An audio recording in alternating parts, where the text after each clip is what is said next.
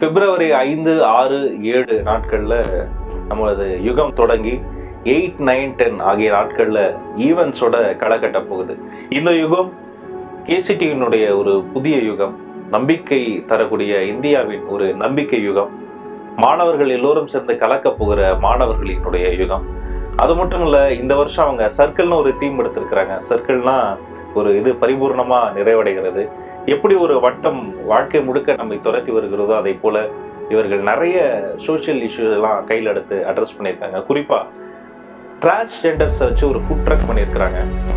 அவர்களே சமைத்த உணவுகளை மக்களுக்கு கொடுத்திருக்கிறாங்க. மக்கள் மத்தியிலேயே அதை குறித்த விழிப்புணர்வு கம்மியாக இருக்கிற பொழுது மாணவர்கள் மத்தியில அவர்களுக்குன்னு ஒரு அடையாளத்தை கொடுக்கணும்னு யோசிச்சாங்க பாருங்க. அந்த மனசுக்கு ஒரு பெரிய சல்யூட். அந்த டிரான்ஸ்ஜெண்டர்ஸோடைய ஃபுட் ட்ரக் இந்த ஈவெண்டோட முடிஞ்சிடாம அது இந்த பல்கி பெருகி இந்த ஊர் முழுக்க, ஏன் நம்ம தமிழ்நாடு முழுக்க அது போகணும்.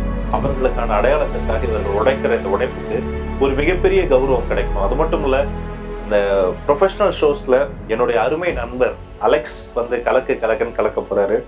அலெக்ஸ் ஒரு ஸ்டாண்டப் காமெடி மட்டுமல்ல, சமீப காலமா அவர் ஒரு மிகப்பெரிய கர்நாடிக் சிங்கர், ஃபியூஷன் சிங்கர்னு கூட சொல்லலாம், யோகா மாஸ்டர்.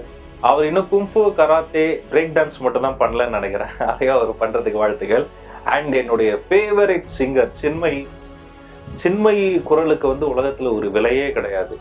ஒரு குழந்தையினுடைய ஒரு அன்பை போல, ஒரு தாயினுடைய ஒரு சொல்லை போல, ஒரு ஆரம்பத்துல பெய்கிற அந்த முதல் மழையின் போது பெய்கிற அந்த ஒரு சாரலை போல ரொம்ப இதமான ஒரு குரலுக்கு சொந்தக்காரங்க சின்மயி.